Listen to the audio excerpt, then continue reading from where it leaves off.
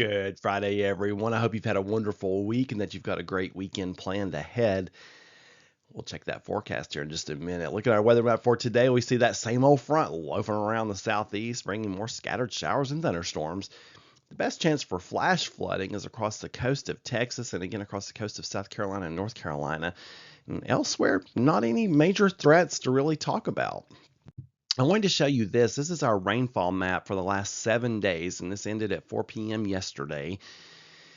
And as you'll see, some areas have seen a lot more rain than others. Now, we'll start with that blue shaded region kind of inching into northwest Cumberland County. I guess whose neck of the woods that's in. That's for the lowest rainfall amounts. And then that extends northwestward back through Overton County up toward Livingston. And you got to go up toward Byrdstown and even over towards Salina and whatnot. Those we've been rather dry. I've had less than half an inch of rain over the last 7 days.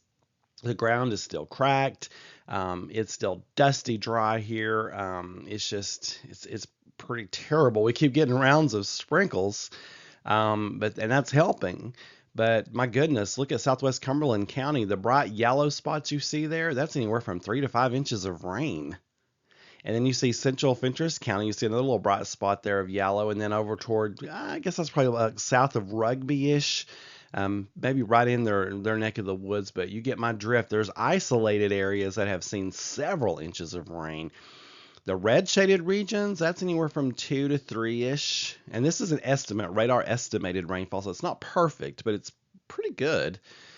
And then the purple shaded regions are an inch or so. Yeah, some of us have just been totally missed. I even had a shower last night pop up to my north. It was coming straight for the house and then just dissipated before it got here. So yeah, that's kind of a horrible tease. But anyway, but looking at our 5-day forecast brought to us by Clearview Closet and Blind, I still have chances for showers and thunderstorms if they'll just come over my neck of the woods. 50% chance today and tomorrow. That's a lower rain chance than we've seen the last few days, so that means temperatures are going to creep up just a little bit up into the low 80s, and it's going to be very humid. But then Sunday, Monday, and Tuesday, we once again enter into a rather unsettled pattern, which leads to 70% chance for rain and storms, which is what we've been seeing for about the last week. But scattered showers and thunderstorms means scattered showers and thunderstorms are scattered around. And some of us just keep getting missed. And some of y'all just keep getting hit. So you're adding up good rainfall totals. I said on Facebook last night, I'm okay with this as long as when it comes wintertime, I get all the snow. Okay, so that's how we're going to even this thing out. Looking at our concern for today, still at a low level, level 1, we thank USA Mortgage for our level of concern. Call Charlotte and Goodwin if you have any buying or refinancing concerns that you want to talk to her about. She's the one you need to go to. But our level of concern is still low. Not looking for any widespread severe weather, that's for sure. But next week, this may change a little bit as we watch complexes of storms in the Midwest that may dive down into our neck of the woods. I'll have to keep a close eye on that.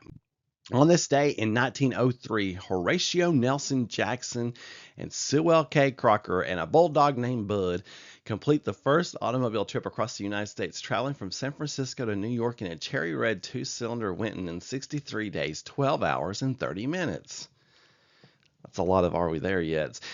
2005 Space Shuttle Program STS-114 mission, launch of Discovery, NASA's first scheduled flight mission after the Columbia disaster in 2003. And if you'll remember, the Columbia broke up on re-entry over the skies of Texas, killing all 7 astronauts on board. So on this day in 2005, we launched Discovery to mark our continued progress toward space travel.